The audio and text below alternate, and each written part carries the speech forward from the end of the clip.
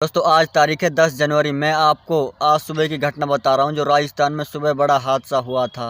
यानी कि राजस्थान के गोरीसर गांव में परिवार के 3 लोग घर में सही सलामत रात को सोए थे और सुबह खड़े होकर देखा तो उनकी तीनों की मौत हो गई।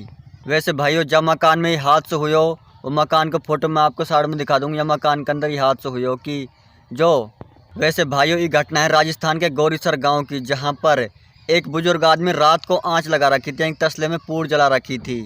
तापने के लिए, हाथों को सेकने के लिए उसने आंच जलाई हुई थी रात।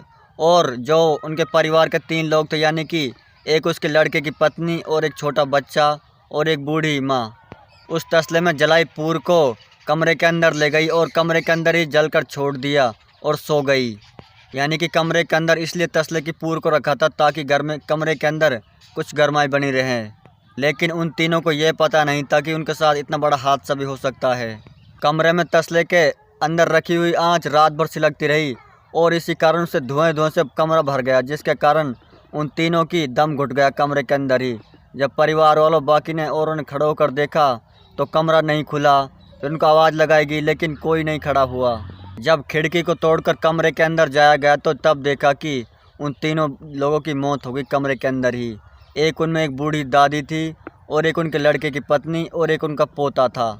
यानी कि उनके घर में टोटल 5 सदस्य थे।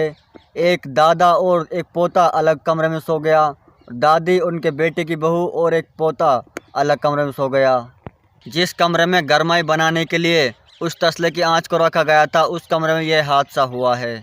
घटना पर पहुंची पुलिस ने बाकी लोगों को सतर्क किया है कि ऐसा काम कोई भी ना करे ताकि ऐसा हादसा किसी और के साथ ना हो। और आप मेरी साइड में देख लेना कि वही मकान है, बंद मकान है, जिस कमरे के अंदर यह हादसा हुआ था। सभी भाइयों को मेरा दिल से सलाम। दोस्तों दुआ में याद रखना। Thank you.